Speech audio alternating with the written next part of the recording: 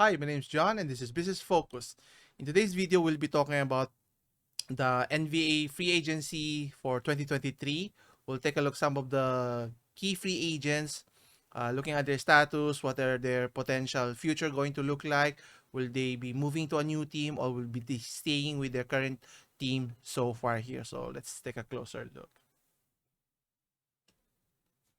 So using sporttrack.com, as you can see here, number one in the list here, you have Russell Westbrook, who was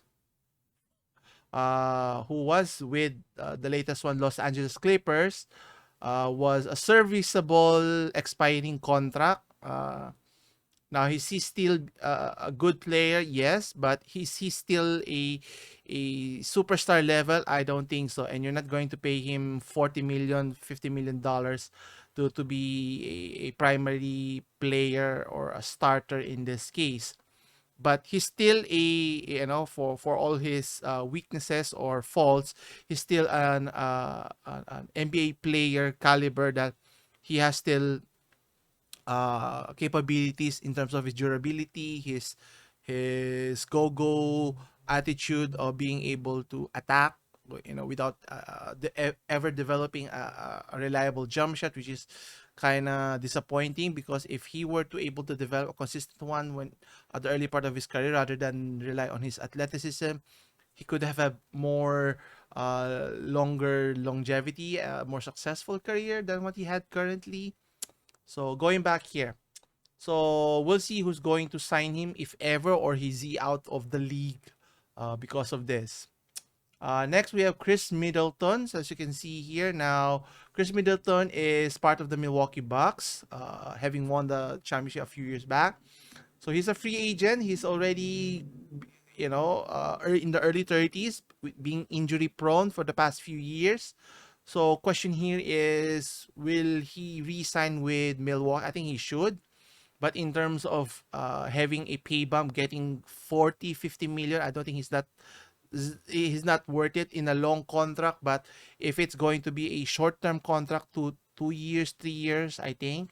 But obviously, as a player, you're trying to maximize your value, getting maximum dollars for maximum years. I don't know if he's going to get that because of that concern. Now, on the other hand, you have James Harden.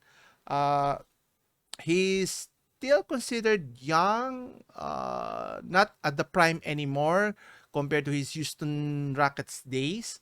But when he moved to Philadelphia 76ers, he's still an all-star caliber player, a playmaker at such. But the problem is he's not the number one option anymore. So it doesn't make sense to pay him top tier dollar. You're going to overpay him for the next 4 or 5 years. If you're Philadelphia, I think the numbers should be lower because your number one player is Joel Embiid, the last MVP for last season.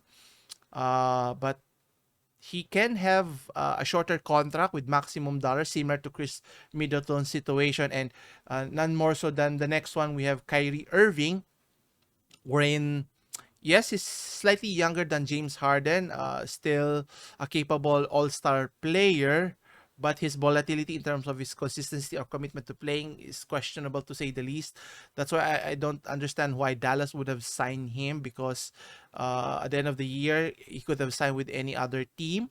So obviously, signing with other team will always have a caveat. Will he get maximum dollars? Sure, but the length of the contract is the same from the previous two players as mentioned this earlier here. And then we have Kristaps Porzingis here, which is pretty interesting. Obviously, he is a free agent and he picked up his player option and is now traded to the Boston Celtics, which I think he's trying to leverage his what do you call this? His position by increasing his stock by being traded to a contending team and being able to showcase. Hopefully, he can stay on the court, and he's been able to do that for the past few years after his injury season before. Now, next is D'Angelo Russell, who was with the Lakers, and he is going to be a free agent. Obviously, it won't make sense for them to sign D'Angelo Russell for all of his offensive talent. He's a terrible defensive player and a defensive liability, as was showcased during the playoffs. And I'm sure the LA Lakers is prioritizing re-signing uh, Chris Reeves. Is it Christopher Reeves? Austin Reeves. I forgot his name. I was thinking of Superman. Anyway, and also Rui Hachimura as a young blood helping LeBron James and Anthony Davis here. So he might be signing with another team, but is he worth the contract? He's earning close to $30 million.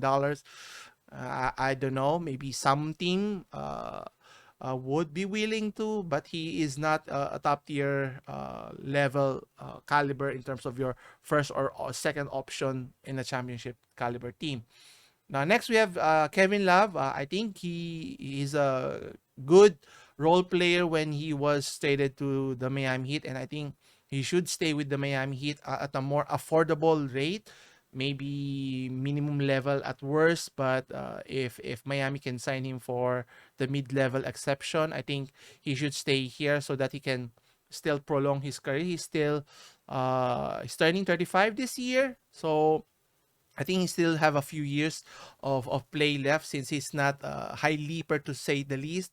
So in terms of his shooting ability, he can still stretch it out and help any team that he's part of. But obviously in terms of his earning a high amount of money has already uh, moved past his heyday already.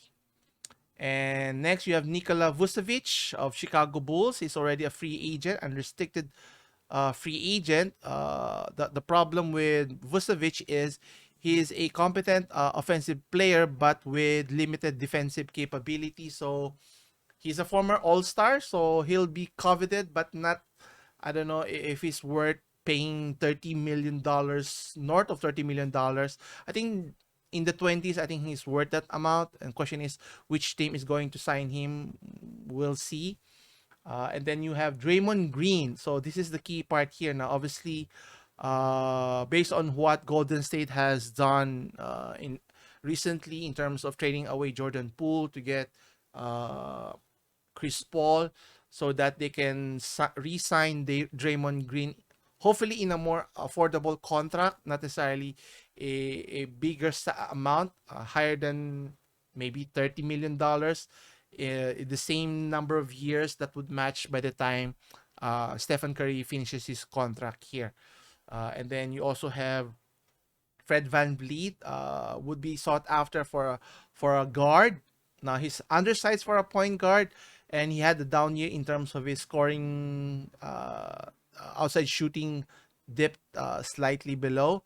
Now, should Toronto re-sign him? I think for a reasonable amount, but obviously for if you're the player, you want to get maximum dollars, and it would depend on in terms of the market demands and the limited availability of guard play. But you have a lot of guards at the top here: Kyrie Irving, James Harden, even Russell Westbrook, and Chris Middleton here. And then you have lastly Jeremy Grant and some other lesser known players. So there will be a domino effect.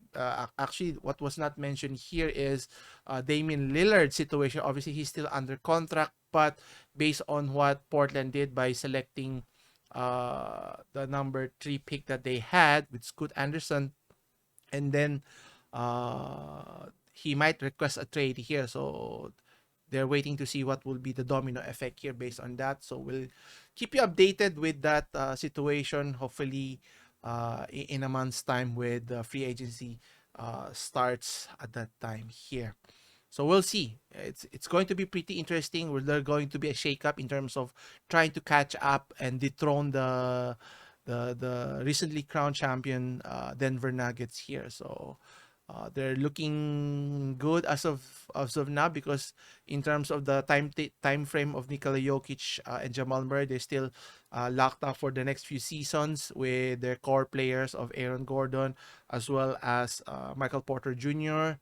But I think Chris Brown will be a free agent, so will they be able to re-sign him so that they can have their first 5-6 players re-signed for next season to compete for a repeat of a championship here. So we'll see. Anyway, that's it for this week. Come back again on Wednesday for more business update. As always, I'll see you in the next one. Take care.